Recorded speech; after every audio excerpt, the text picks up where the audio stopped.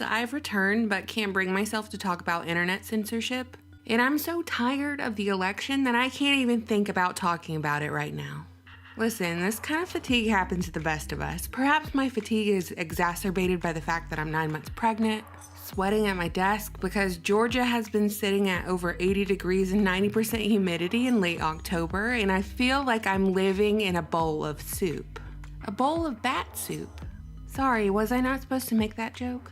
Anyway, get your 2020 bingo card out because this year isn't over. And today we're talking about weather modification projects, which were once regarded as mere conspiracy theory. But of course now they're openly recognized and publicized. Yet the general public has no idea the extent of weather modification that takes place not only by the United States government, but governments worldwide.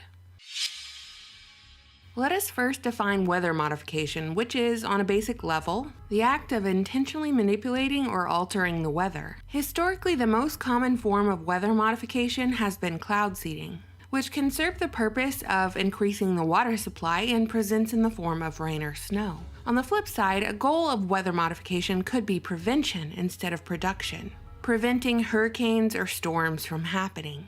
And you just wouldn't believe how long folks have been trying to influence the weather.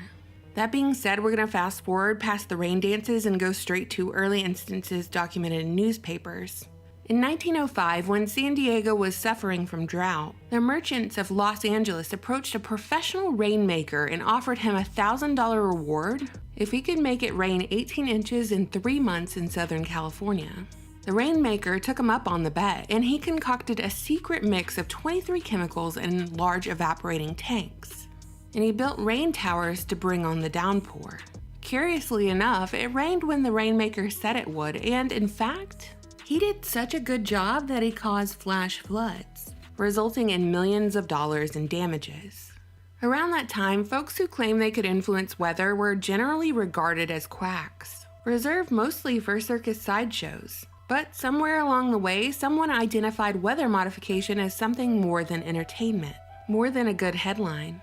Officially, cloud seeding as we know it was thought to have originated in 1946, when Vincent Schaefer was experimenting with dry ice and, quote, noticed that cloud condensation nuclei, the tiny particles around which water condensates, could be artificially produced to create rain and snow.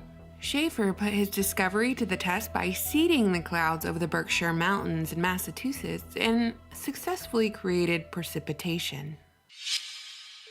Eventually, it was discovered that weather could be used as a weapon against the enemy. And here we arrive at Operation Popeye.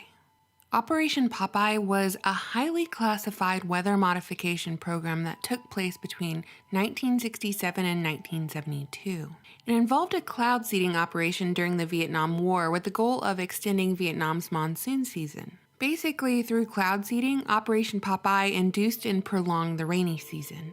Pilots would fly over Vietnam towards an active storm cell toting a canister of silver or lead iodide, which were, at the time, considered the two primary sources of water condensation nuclei. Or, to simply put it, the two chemicals you needed to cloud seed and make it rain. Once they were in or near the storm cell, the plane crew would ignite these canisters of chemicals and release them into the storm.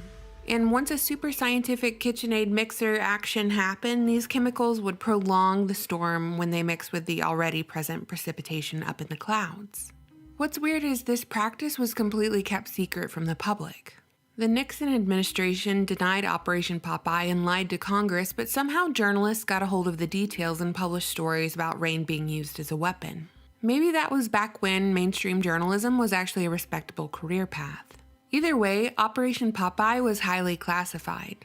Even though taxpayer money was thrown at these efforts to the tune of $3.6 million a year, which would amount to over $20 million a year in today's money.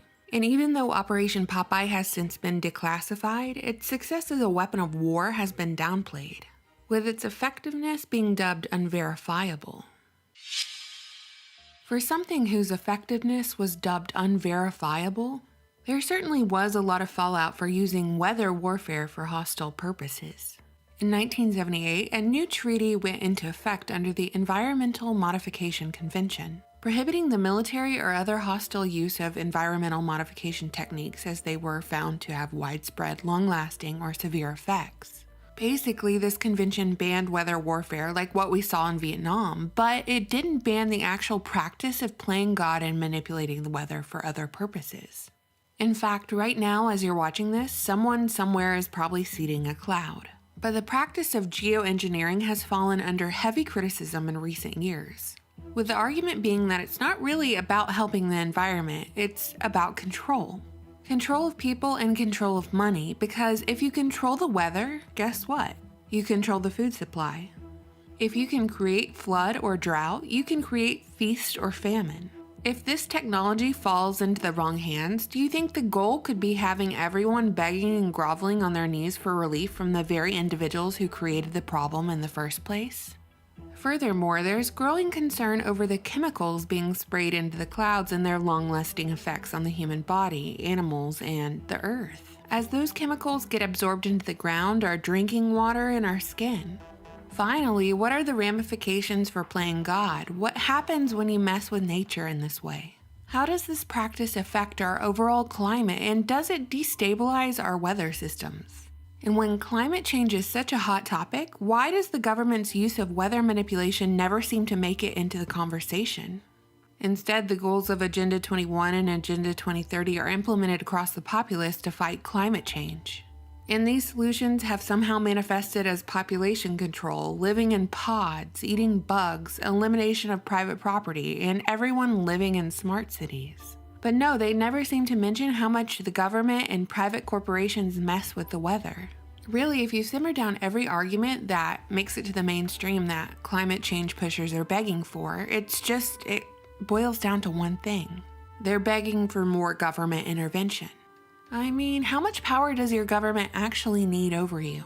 And can they use weather to punish you if you don't obey? I suppose in a hypothetical nightmare hellscape, they could send a hurricane your way if your particular state or territory falls out of line. But the thing is, very few around you would believe the government was capable of such a thing, that they'd actually have the technology or incentive. What's strange is to know all of this and then watch the news do a piece on cloud seeding like it's some kind of new phenomenon in technology. But really, there are hundreds of US patents concerning weather manipulation and cloud seeding dating back to the early 1900s. Out west, where water is a major commodity, cloud seeding is commonplace, and even a way for ski resorts to bolster business, creating more snowfall. There are stories of mining companies in Australia who are using cloud seeding to prevent rainfall in key locations. But by benefiting themselves, they put the larger region at a detriment, drying out rivers, which kills off native animals, causes dust issues, and hey, could even be a contributing factor to those bushfires we heard so much about this year. China is actually super upfront about their manipulation of the weather. For the 2008 Beijing Olympics, they claimed to have used cloud seeding technology to ensure that the event would be rain-free.